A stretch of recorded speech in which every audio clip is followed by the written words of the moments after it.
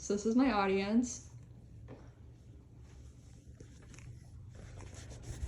And this is my presentation for different feeds for different breeds. So my thesis is that all horses basically, they digest food differently, and that's based off of age, size, and breed. And not all breeds can be fed the same way. So donkeys require a high forage diet, which like basically just grass, hay. They don't need any grain or anything like that. Draft breeds, they can't digest starches very well, so they require a diet that's much higher in fats to help keep a healthy weight on them. So like your Clydesdales and things like that, like people know from the Budweiser horses, they need a high fat diet, otherwise they'll drop weight really quickly. So ponies are one where they can actually be super prone to obesity, and they really need a diet that's low sugar, low starch, and low fat. They don't need anything that is super high in sugar, otherwise they can founder, and that creates a whole new set of issues. Horses, they really vary based on your standard horse size. It depends on breed, competition level, and stuff like that. Usually what's mostly recommended is a very balanced diet based off of 50% forage and 50% grain, and those numbers can also vary depending on the type of horse that they are, like I said. So different horses at life stages also have to vary on what they're getting fed. So an older horse, they tend to have issues with keeping weight on. So they're another one that needs a super high fat diet and a low starch diet.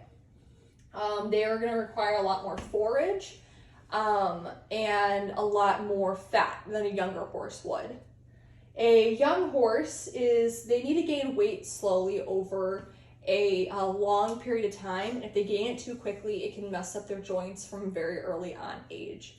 So it's really important for them that they're gaining weight, but very slowly. If they're gaining weight too slowly and they're growing too quickly, then that can also cause stress on their joints. They also require a lot more pasture time because it puts healthy stress on their joints. Insulin-resistant horses are a completely different type that you would have to deal with.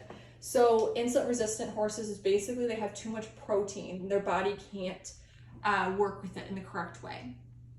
They're definitely going to be a horse that's going to be a high forage diet, a diet that's not super high in alfalfa, but that's still a good quality diet because alfalfa has too much